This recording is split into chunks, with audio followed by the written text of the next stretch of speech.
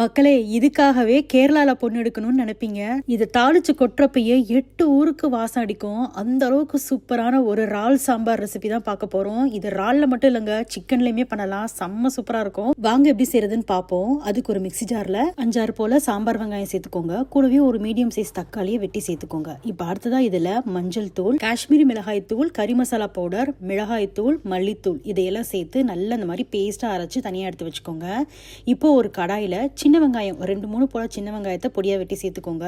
அது கூடவே 2-3 போல பச்சை மிளகாய் கீறிட்டு சேர்த்துக்கோங்க. கூடவே கருவேப்பிலைகள் சேர்த்துட்டு நான் இன்னைக்கு இறால் ஒரு 1/4 கிலோ போல இறாலை சுத்தம் பண்ணி அதையும் சேர்த்துக்கிறேன். இறாலுக்கு பதிலாக நீங்க சிக்கனும் பயன்படுத்தலாம், சூப்பரா இருக்கும். அடுத்ததாக இதில் நம்ம அரைச்சி வச்ச பேஸ்டையும் சேர்த்துக்கோங்க.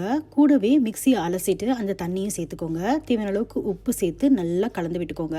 இப்போ ஒரு மூடி போட்டு அடுப்பை ஆன் பண்ணி மீடியம் சிம்ல வச்சு கொஞ்சம் நேரம் வேக விடுங்க. நான் இப்போ அடுத்ததா துவரம் பருப்பு ஒரு 1/4 கப்பு குக்கர்ல சேர்த்து மஞ்சத்தூள் சேர்த்து நல்லா வேக வச்சு எடுத்து வச்சுக்கிறேன்.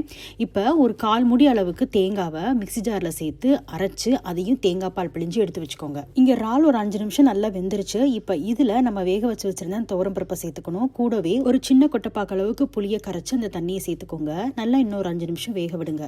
நல்லா வெந்ததுக்கு அப்புறமா கடைசியா அடுப்பை நல்ல சிம்ல வச்சுட்டு கெட்டியான தேங்காய் பால் நம்ம அரைச்சு எடுத்து வச்சிருந்தோம் பார்த்தீங்களா, அந்த தேங்காய் பாலை சேர்த்து மேற்கொண்டு மூடி போட்டு வெறும் ஒரு நிமிஷம் வேக வச்சு எடுத்தா போதும். இறக்கி வச்சுட்டு ஒரு தாளிக்கிற கடாய் வச்சுக்கோங்க. அதுல கண்டிப்பா தேங்காய் எண்ணெய் தான் சேர்க்கணும். அப்படி உங்ககிட்ட தேங்காய் எண்ணெய் இல்லைன்னா நீங்க நார்மல் சமையல் எண்ணெய் சேர்த்துக்கலாம். தேங்காய் எண்ணெய் சேர்த்ததுக்கு அப்புறமா அதுல இஞ்சி பூண்டு விழுது ஒரு டீஸ்பூன் சேர்த்து நல்லா கொஞ்சம் நேரம் வதக்கி விடுங்க. இஞ்சி பூண்டு விழுதுல பச்சை வாசனை போனதுக்கு அப்புறமா அதுல சீரகம், மிளகு, சோம்பு இதெல்லாம் 1/2 டீஸ்பூன் சேர்த்து கொஞ்சம் நேரம் பொரிய விடுங்க. அதுக்கப்புறமா அதுல வரமிளகா கிள்ளி சேர்த்துக்கோங்க. கூடவே கருவேப்பிலை இலைகள் சேர்த்து தாளிச்சு அப்படியே குழம்புல ஊத்திர வேண்டியதான். இந்த தாளிப்பு தாங்க இதுக்கு பெரிய பிளஸ்ஸே. அவ்வளோ வாசனையா இருக்கும். இதை ஊத்தி சாதம் சாப்பிட்றப்ப சாப்பிட்டுக்கிட்டே இருக்கலாம். நாளைக்கு ஞாயிற்றுக்கிழமை, நாளைக்கே ட்ரை பண்ணி பார்த்துட்டு எப்படி இருந்துச்சுன்னு சொல்லுங்க.